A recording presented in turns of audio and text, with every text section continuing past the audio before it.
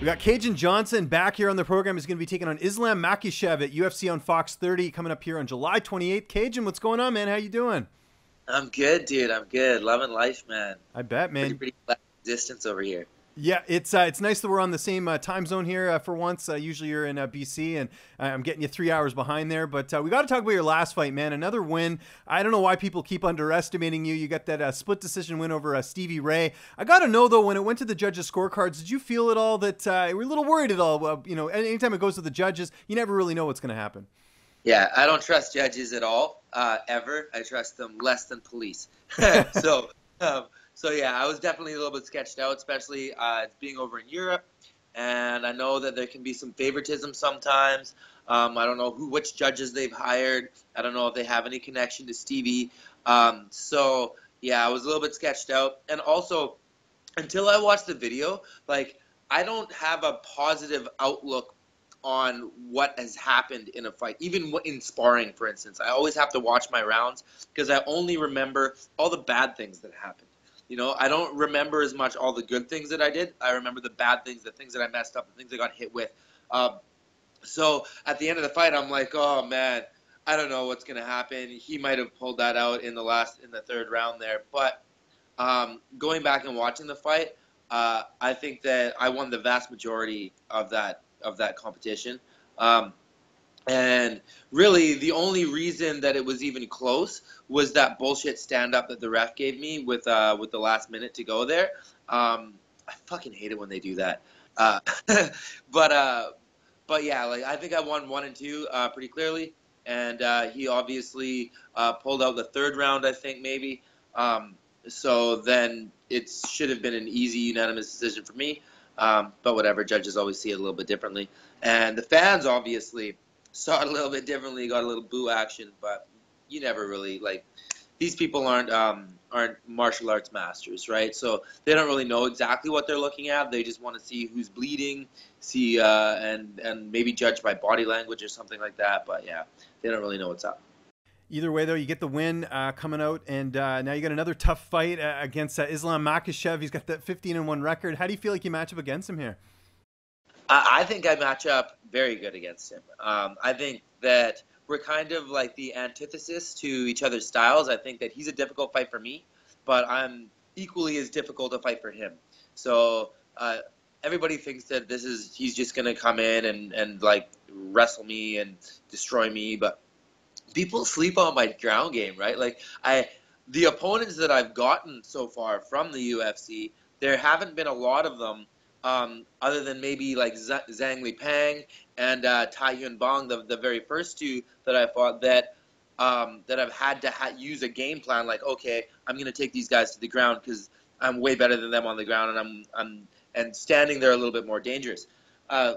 So because of that, everybody thinks I'm just like a kickboxer. Everybody thinks really, my ground game is much better than my kickboxing game. I was a ground guy way before I kind of had a re-envisioning and a reevaluation and started to employ different weapons and different ways of moving, striking, and become a lot more dangerous standing. At the heart of it, I think if I had to say that one is better than the other, I think that my ground game is probably a little bit better than my striking game. So I'm not really worried about going to the ground with Islam Makhachev. I know a lot of people probably think I'm crazy by saying that, but it's really not a big deal, dude. The guy's good. He's very, very good at what he does. He's very good at what he does. But there's a lot of things that he doesn't really do. He's very well rounded, but there's still holes, right? He's good at kickboxing, right? He's very good at kickboxing. He's good at top game jiu-jitsu, and he's got a decently dangerous guard. He's got good triangles and stuff from the guard. But there's still a lot of areas in the game that he doesn't really address. They're smaller areas, right? They're not whole disciplines. They're smaller areas, but there's still some holes that I can hit and hack that system. I agree. Let's talk about Tristar. Who are some of the guys you get to work with? There's a lot of lightweights there. I was looking, you got Mandel Nallo, and you've got Nasrat, who's got his fight coming up. Who are some of the guys that you get to work with? So I've been working with everybody, really.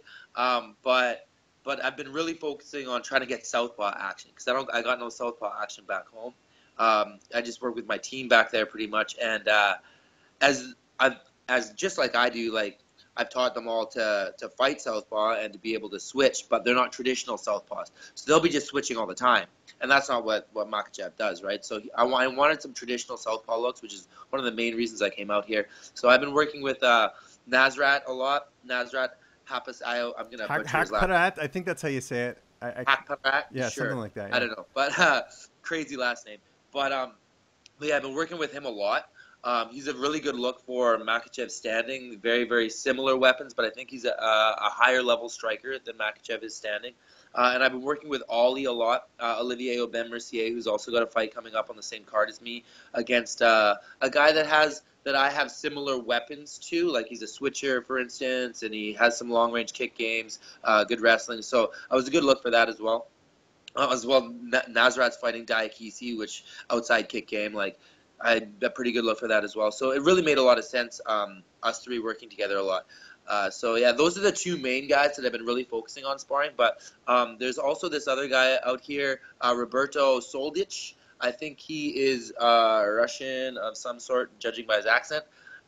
And he's also a southpaw, strong 170 southpaw. So I've been working a lot with him. And then staying right away from Mandel. Mandel, first of all, I hate sparring this guy because he's like a better version of me as far as like length and speed, like body dimensions. He's longer, he's faster, which makes me have to fight in a way that I really don't like to fight. Like that's not the way I want to approach the game. So I try to stay away from him. He's nothing like my opponent either. And been working with all the guys on the ground. There's this one guy out here. Everybody just calls him Judo Mike. He's got a serious clinch game. Like he screws Ollie up in the clinch, and Ollie's like a high level judo guy. So I've been working a lot with him, getting a lot of clinch rounds, and building my sensitivities there because I really like the clinch game. And it's one of Makhachev's biggest strengths is his upper body clinch judo type sambo type wrestling. So I've been doing a lot of that to build my sensitivities back because I don't have a lot of guys at home that have really challenged me there. And it's been a really great camp, man. It's been a really great camp. It's been a lot better than my last camp. I've been able to put in a way bigger body of work. This time I've started a lot sooner. I've done way more cardio. I feel much healthier. I didn't have the issue where I continually would get sick every like 2.5, 3 weeks. My last camp, I just kept getting sick. Like every time I would really start pushing hard, I'd have a great practice and fucking work my ass off. And then by the end of that day, I would start to feel a head cold coming on, and I would have to fucking shut it down. And the head cold would last for like 5-6 days, and then build up. Okay, hit it hard, and then get sick again. So I never really got to push my threshold that much, and it really showed after that exchange in the second round. I really kind of wasn't the same guy after that. So I know that Makhachev is going to be looking at that last fight and really trying to use fatigue as a weapon against me. So I've been making sure that my conditioning is on point and that, if anything, that fatigue will be my weapon against him. And who's going to be in your corner for this fight? I imagine Jamie Siraj will be there because he's fighting the week before. Yes. Yeah. Although there's been some developments on that, but it's going to be Jamie Bill Mahood as always. Ride or die since day one. Guy's been in my corner every single fight I've ever had, I believe that I can remember. And then Faraz actually is going to come back in my corner again. Yeah, because he's going to be there already for Ollie. So we're going to pull him out and bring him into the corner as well, which is going to be a really good advantage for me because of his great knowledge of the jiu-jitsu game and also of my jiu-jitsu game. Like Jamie's great because we get to train together so much, but my knowledge is a little higher than his on the ground. Bill is amazing as well, but we don't get to work together as much. And for this camp, I've been here for 2 weeks solid, and Faraz has given me some really, really great options to use against this guy. So it'll be great to have him there to help me to jailbreak some different situations. If I get stuck in a certain place, he may be able to give me a couple little technical keys that will really change things. So yeah, it'll be a really, really great corner. I'm really excited for it. What's the latest on Project Spearhead? The last time we talked, I know it had kind of just started. What's been the feedback? It seems like a lot of fighters have been pretty receptive to it. Yeah, so we're starting to get cards coming in again.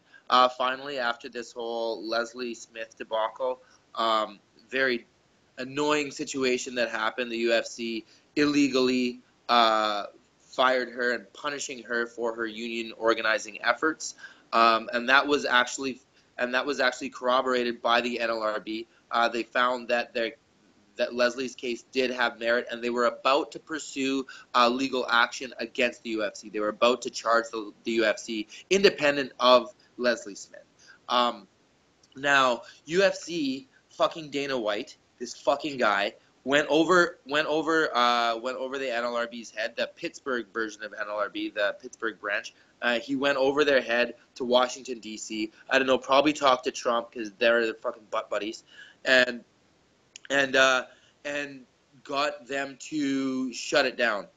So right now, how it stands right now, Washington is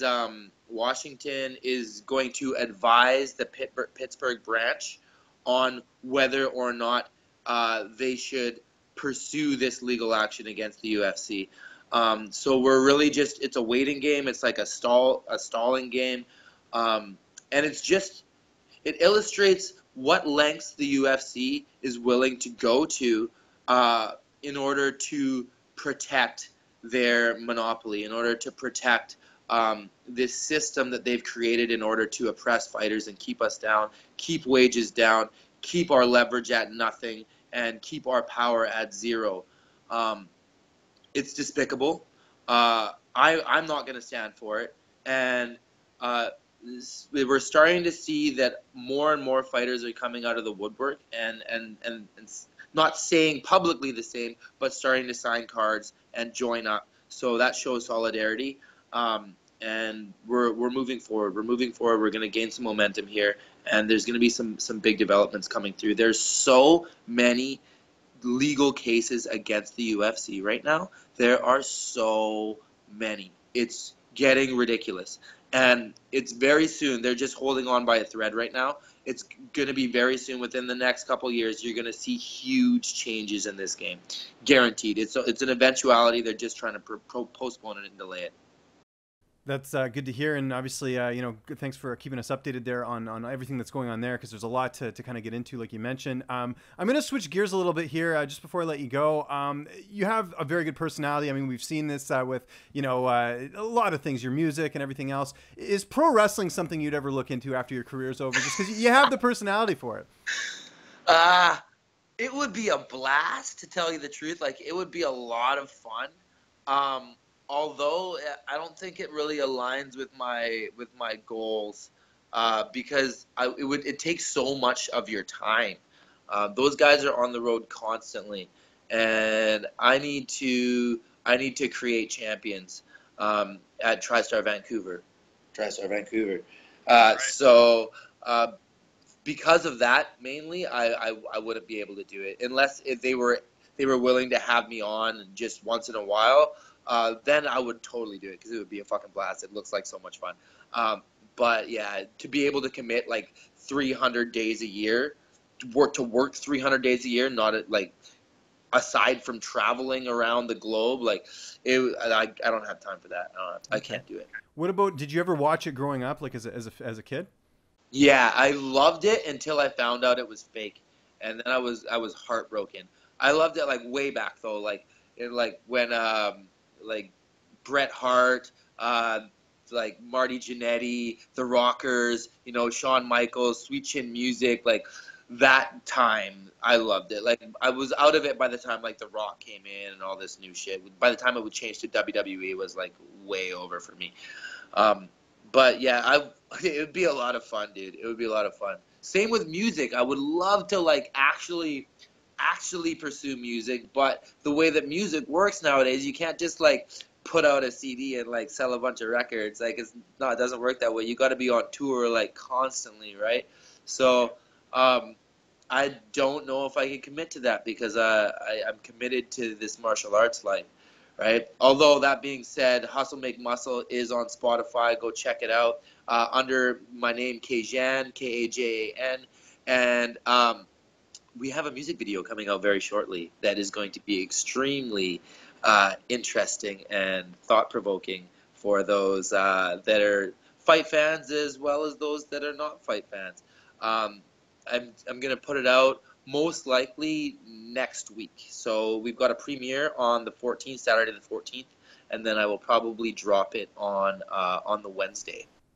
We're going to see you and Ryan Ford do anything again. I see Ryan's coming back to the cage now. He's fighting on the 28th of September for Unified. Yeah, man. Yeah, he is. I told him that he could come down to Vancouver and do some work with me if he wants.